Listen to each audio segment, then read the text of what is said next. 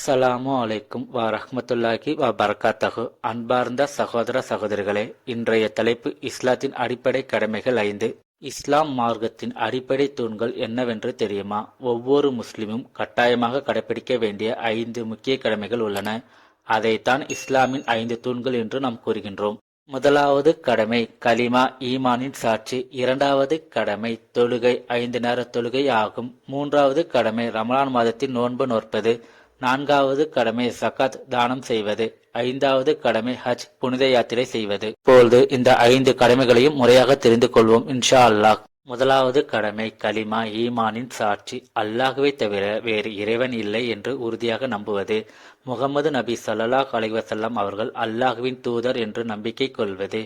இதுதான் இஸ்லாத்தின் அடிப்படை நம்பிக்கை. இந்த நம்பிக்கையே ஒரு மனிதரை முஸ்லிமாக ஆக்குகிறது. இரண்டாவது கடமை தொழுகை. ஒரு நாளில் 5 முறை தொழுக வேண்டும். அதாவது முதல் தொழுகை ஃபஜர், இரண்டாவது தொழுகை லுகர், மூன்றாவது தொழுகை அஷர், நான்காவது தொழுகை மகரிப், ஐந்தாவது தொழுகை இஷா. ஃபஜர் தொழுகை சூரியன் உதயமாகும் முன்பு தொழுகும் தொழுகையாகும். லுகர் தொழுகை சூரியன் உச்சி வந்த பிறகு தொழுகும் தொழுகையாகும். அசர் தொழுகை சூரியன் மறைவதற்கு முன்னதாக தொழுகும் தொழுகையாகும். மகரிப் தொழுகை சூரியன் மறைந்த பிறகு தொழுகும் தொழுகையாகும். இஷா தொழுகை இரவு தொழுகும் தொழுகையாகும். மூன்றாவது கடமை நோன்பு.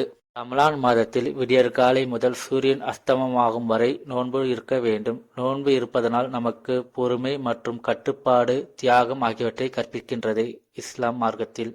நான்காவது கடமை சகாத்.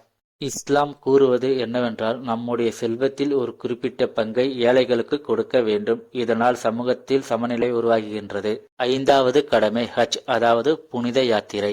இஸ்லாம் மார்க்கம் கூறுவது என்னவென்றால், வசதி உள்ளவர்கள் அவர்களின் வாழ்நாளில் ஒரு முறையாவது மக்கா நகரில் உள்ள காபாவிற்கு ஹஜ் செய்ய வேண்டும் என்று. மேலே குறிப்பிட்ட அனைத்தும் இஸ்லாத்தின் 5 அடிப்படை தூண்களாகும். அதை இறுக்கி பிடித்து கொள்ள வேண்டும். அல்லாஹு தாலா நம் அனைவருக்கும் மூமின்களாக வாழ்ந்து மூமின்களாக மரணிக்க செய்வானாக. ஆமீன். அடுத்த வீடியோவில் இந்த 5 கடமைகளை பற்றிய தனித்தனியாக முழு விளக்கத்துடன் கூடிய வீடியோவை வெளியிடுவோம் இன்ஷா அல்லாஹ். அஸ்ஸலாமு அலைக்கும் வரஹ்மத்துல்லாஹி வபரகாத்துஹு.